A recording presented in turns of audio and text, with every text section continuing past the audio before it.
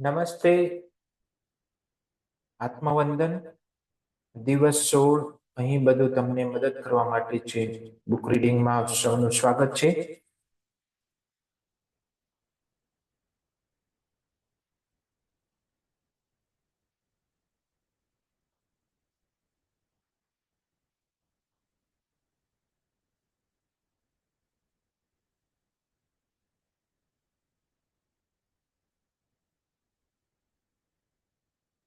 તો આપણે ગઈકાલે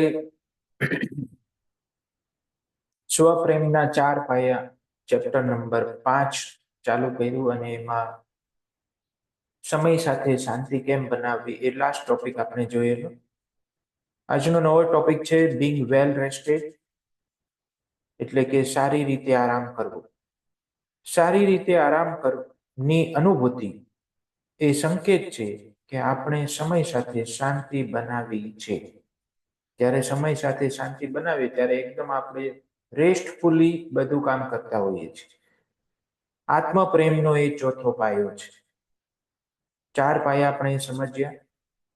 એમાં સૌથી પહેલા તો આવશે શ્વાસ. શ્વાસ એ સૌથી પહેલો પાયો છે. શ્વાસ સાથે સંરેખન થવું.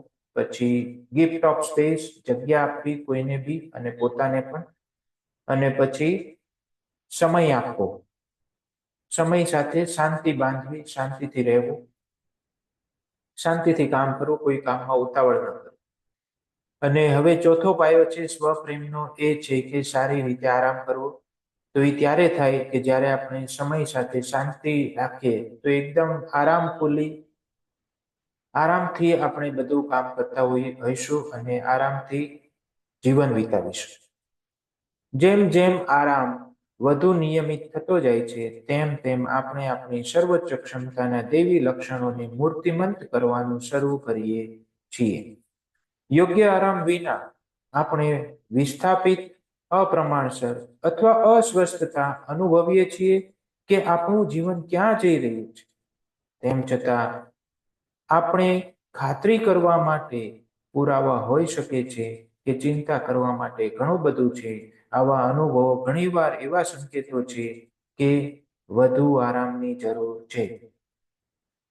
તો જેટલી વધારે ચિંતાના અનુભવો થયા રાખે જીવનમાં, એવી પેટર્ન્સ ચાલતી હોય કે તમને જીવનમાં બહુ ચિંતાઓ થતી હોય, તો એ સંકેત છે કે તમારે આરામ કરવાની જરૂર છે, તમારે રેસ્ટ કરવાની જરૂર છે, તમારે પીસમાં જવાની જરૂર છે. તો પીસ અંદર હોવી જોઈએ, બહાર નહીં.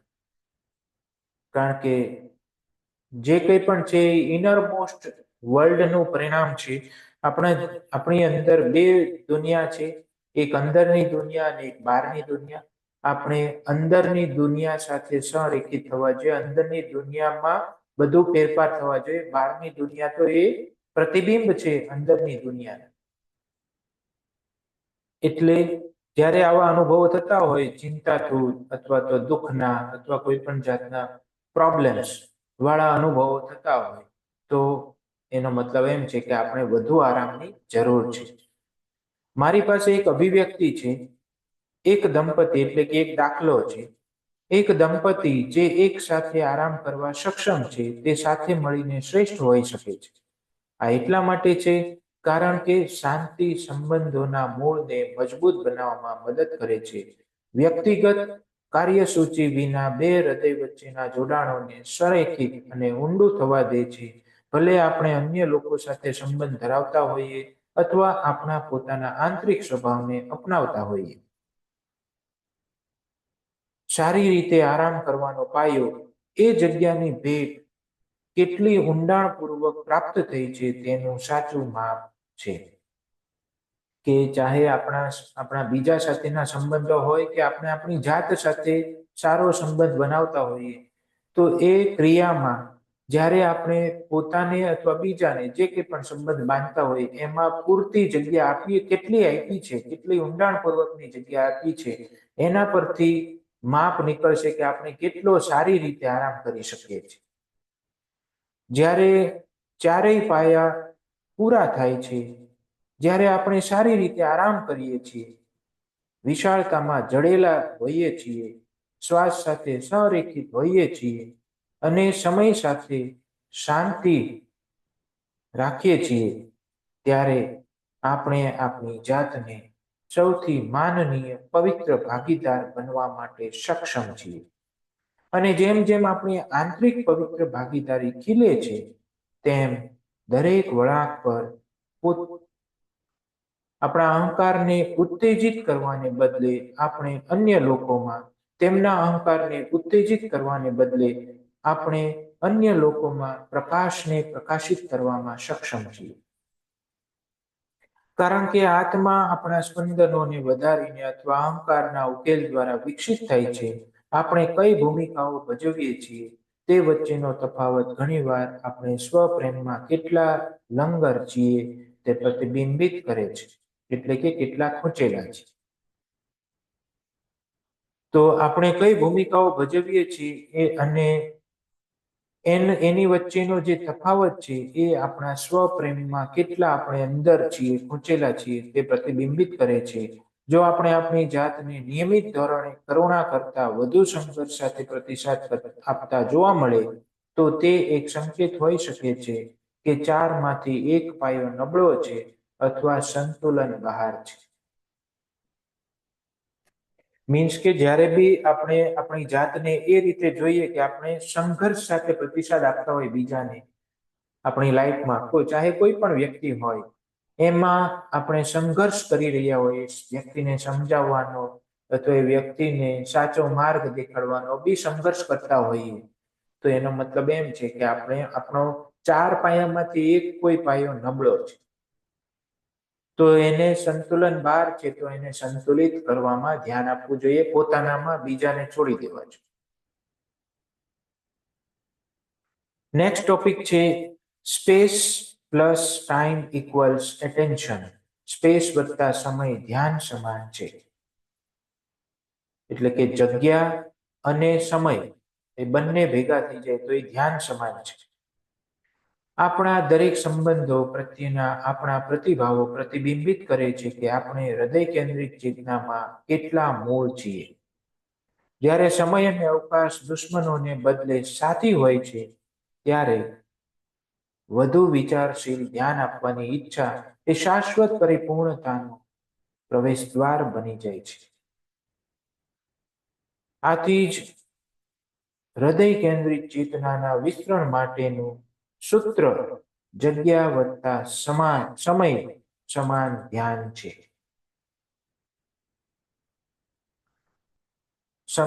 જગ્યા વત્તા સમય ધ્યાન સમાન છે.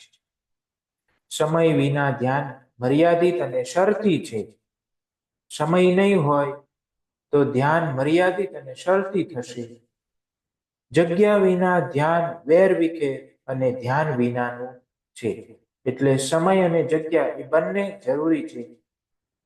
હવે તો એ જે લોકો મેડિટેટર્સ છે અને આ વિડીયો સાંભળે છે તો એ લોકો ખાસ ધ્યાન રાખે કે મેડિટેશનમાં જગ્યા અને સમયનું બહુ મહત્વ હોય છે, પરંતુ એ રીતનું મહત્વ નહીં જે આપણે આપણા મેનિફેસ્ટેડ વર્લ્ડમાં જોઈએ છીએ.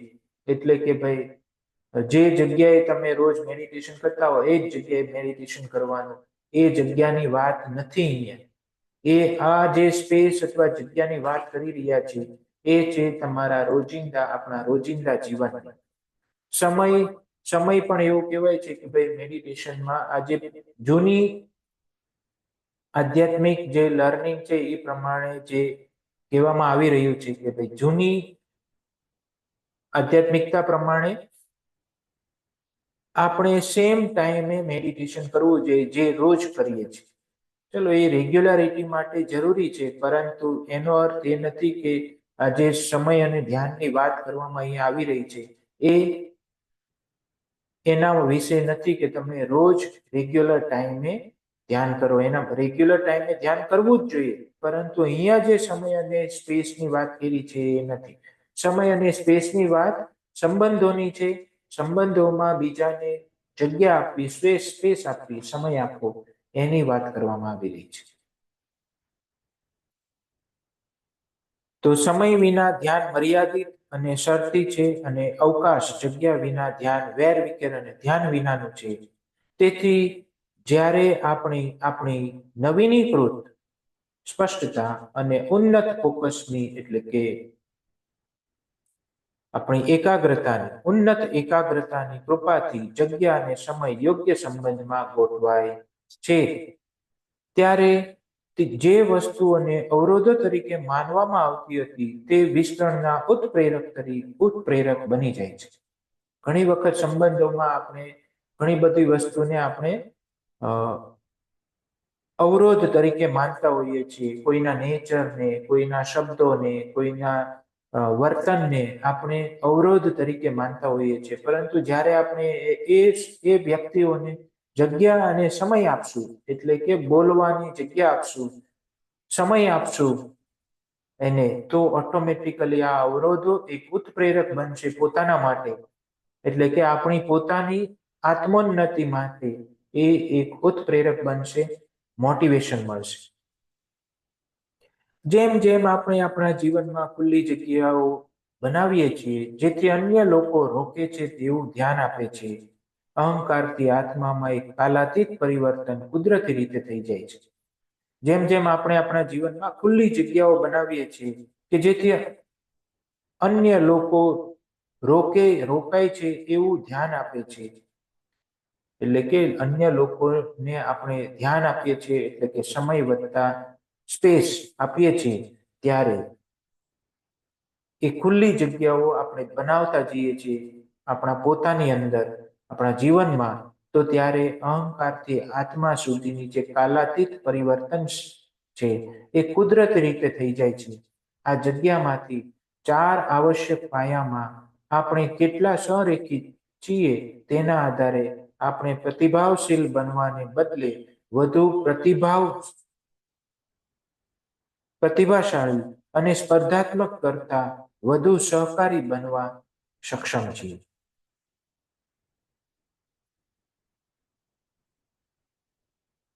તો આ છે સમય વત્તા સ્પેસ બરાબર ધ્યાન.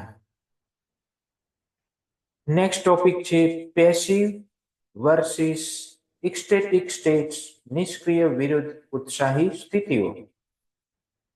આધ્યાત્મિક યાત્રા એ કોઈ મોટા ગુણાતીત અનુભવનો પીછો કરવાની બાબત નથી, પરંતુ હંમેશા આપણી અંદર રહેલી સૂક્ષ્મ શક્તિઓ પ્રત્યે વધુ સંવેદનશીલ બનવાની બાબત છે. જેમ જેમ આપણું હૃદય ખુલે છે, તેમ તેમ આપણે અનંત શક્તિને ધ્યાનમાં લઈએ છીએ, જે કુદરતી રીતે આપણી સૌથી ઊંડી શાંતિની સ્થિતિમાં રહે છે. અહંકારના દ્રષ્ટિકોણથી મોટા અનુભવોને હંમેશા જીવનની સૌથી ભયાવહ સમસ્યાઓનું સમાધાન માનવામાં આવે છે.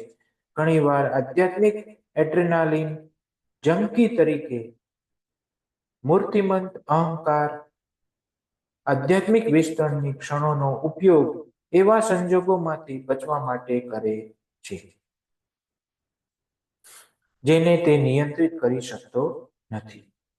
તો જેને આપણે નિયંત્રિત કરી શકતા નથી, આપણો અહંકાર જેને નિયંત્રિત કરી શકતો નથી, એવી આ સ્થિતિઓ છે પેસિવ અને એક્સ્ટેટિક સ્થિતિઓ. એમાંથી બચવા માટે પેસિવ સ્થિતિનો યુઝ કરે છે, એડ્રેનાલિન ઉત્પન્ન કરીને. આપણા બોડીમાં એડ્રેનાલિન ત્યારે ઉત્પન્ન થાય, એડ્રેનાલિન એક અંતઃસ્ત્રાવ છે જે કિડનીની ઉપર આવેલી ગ્રંથિમાંથી ઉત્પન્ન થાય છે.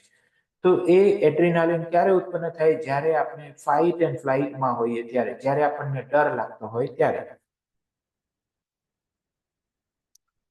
છોડની દવાઓના અતિશય ઉપયોગ દ્વારા મનને બદલી નાખતી દવાઓ પર નિર્ભરતા દરેક સમયે એક રીતે અનુભવવા માટે ઉપચારની પદ્ધતિઓનો ઉપયોગ કરવાનો પ્રયાસ કરવો, અથવા આપણા જીવનમાંથી તપાસ કરવાની એક સુપરફિશિયલ રીત તરીકે ધ્યાનનો ઉપયોગ કરીને જ્યારે રહસ્યવાદી અનુભવો થાય છે, ગમે તે ડિગ્રી ના હોય, અહંકાર સક્રિય રહે છે, તે પણ વધુ વિસ્તરણ માટે ભૂખ વિકસાવશે.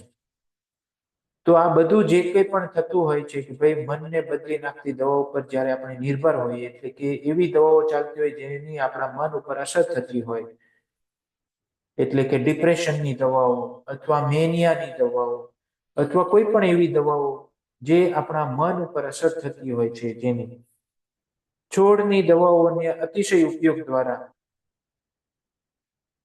કે પછી કોઈ પણ અનુભવના ઉપચારની પદ્ધતિઓનો આપણે ઉપયોગ કરવાનો પ્રયાસ કરતા હોઈએ ત્યારે આ બધું જ અને ધ્યાનનો ઉપયોગ કરીને પણ સુપરફિશિયલ રીત તરીકે ધ્યાનનો ઉપયોગ કરતા હોઈએ તો એમાં જે કંઈ ગમે તે ડિગ્રીના રહસ્યવાદી અનુભવો થાય એ બધું જ અહંકારને સક્રિય રાખે છે, જે અને એ પણ વધુ વિસ્તરણ માટે ભૂખ વિકસાવે છે. ચાહે અહંકાર પણ સક્રિય થશે તો અહંકાર વધારે ભૂખને ઉત્તેજના આપે છે. શેની ભૂખ? આત્માના વિસ્તરણની ભૂખને ઉત્તેજના આપે છે. તો ચાહે કઈ બી થઈ રહ્યું હોય એ બધું એપ્રોપ્રિએટ થઈ રહ્યું છે. જે ભગવદ્ ગીતાનો સાર છે એ જ વસ્તુ આપણે સમજી રહ્યા છીએ. તેમ છતાં અહંકાર સફળતાપૂર્વક જે પરિણામોનો પીછો કરે છે તેને ક્યારેય શોધી શકતો નથી. મોટા અનુભવોનો પીછો એ સુનિશ્ચિત કરે છે કે અહંકારને કઈક ચિંતા, અપેક્ષા અને ખેદ છે, એટલે કે વોર છે. અંદર વોર ચાલી રહ્યું છે. ચિંતા, અપેક્ષા કે ખેદ એટલે કે વરી, એન્ટિસિપેશન એન્ડ રિગ્રેટ. કંઈક ને કંઈક અંદર છે જેથી આપણે મોટા અનુભવોનો પીછો કરી રહ્યા છીએ. આપણે બધા જ આવી જઈએ એમાં. કોઈને નામ બનાવવું છે, કોઈને ફેમ બનાવવું છે, કોઈને પૈસા બહુ બનાવવા છે. તો કંઈ પણ આપણે મોટો જ્યારે ગોલનો પીછો કરી રહ્યા છીએ તો એનો મતલબ એમ છે કે આપણી અંદર કંઈક વોર ચાલી રહી છે. તે જે સ્પષ્ટતા પ્રાપ્ત કરવા ઈચ્છે છે તે ક્યારેય ન મળવાની ચિંતા કરી શકે છે. વધુ ઉર્જાથી ભરેલા અનુભવોના આગમનની અપેક્ષા રાખી શકે છે અને ભૂતકાળના નિર્ણયો માટે ખેદ પણ કરી શકે છે, જેની તે કલ્પના કરે છે કે તેના લાંબા સમયથી રાહ જોવાથી આધ્યાત્મિક શરૂઆત હજુ સુધી શા માટે નથી આવી તેના કારણો છે.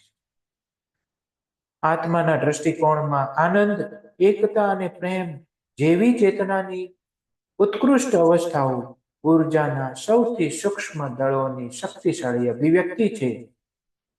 મોટા આધ્યાત્મિક અનુભવો ઉચ્ચ કંપનના આગમનને સૂચવતા નથી. હકીકતમાં સૌથી સામાન્ય સંજોગો આપણી અંદરના ઉચ્ચતમ કંપન દ્વારા જોઈ શકાય છે. આત્મા જીવનની સદા વિસ્તરતી ચેતનાનું અભિવ્યક્તિ હોવાથી તે જીવનમાં આકાર લેતી શક્તિઓ પ્રત્યે શક્ય તેટલું સંવેદનશીલ બનવા ઈચ્છે છે. અનુભવોની વિશાળતા દ્વારા પોતાને વ્યાખ્યાયિત કરતા અહંકારની વિરુદ્ધ આત્મા હાથ પરની ક્ષણ માટે સંપૂર્ણ રીતે રોકાયેલા અને પૂરા દિલથી ગ્રહણ કરવા પર ધ્યાન કેન્દ્રિત કરે છે, ભલે તે ગમે તેટલું નજીવું લાગે. આત્મા માટે આપણા ઉત્ક્રાંતિ તરફના મહત્વપૂર્ણ યોગદાન વિના કંઈ પણ બનાવવામાં આવ્યું ન હતું. જ્યારે અહંકાર દરેક ક્ષણ પૂછી શકે છે, દરેક ક્ષણે પૂછી શકે છે, તમે મારા માટે શું કરી શકો? આત્મા પવિત્ર નમ્રતામાં મૂળ પૂછે છે, હું તમારી શ્રેષ્ઠ સેવા કેવી રીતે કરી શકું? તો આત્માના દ્રષ્ટિકોણથી અહંકારના દ્રષ્ટિકોણથી અહંકાર હંમેશા આત્મા માટે શું પૂછે છે કે આત્માને કહે છે કે તમે મારા માટે શું કરી શકો? જ્યારે આત્મા જે પવિત્રતાના મૂળમાં રહેલું છે એ આત્મા હંમેશા પૂછે છે અહંકારને કે હું તમારી શ્રેષ્ઠ સેવા કેવી રીતે કરી શકું? અંગત સંબંધોમાં પણ જો અહંકાર સતત પ્રસન્ન ન થતો હોય, પરિપૂર્ણતાનો વરસાદ થતો હોય અને દરેક વળાંક પર માન્ય થતો ન હોય તો તે વ્યક્તિ તરફથી અસ્વીકારની લાગણી અનુભવે છે, જે તેની અતૃપ્ત ભૂખને સંતોષી શકતો નથી. મીન્સ કે આપણા અંગત સંબંધોમાં જ્યારે આપણો અહંકાર સતત પ્રસન્ન ન થતો હોય, પરિપૂર્ણતાનો વરસાદ ન થતો હોય અથવા દરેક વળાંક પર માન્ય ન થતો હોય તો ત્યારે તે આપણો જે અહંકાર છે એ વ્યક્તિ તરફથી અસ્વીકારની લાગણી અનુભવે છે. ત્યારે આપણને એમ થાય કે કોઈ આપણને સ્વીકારતા નથી.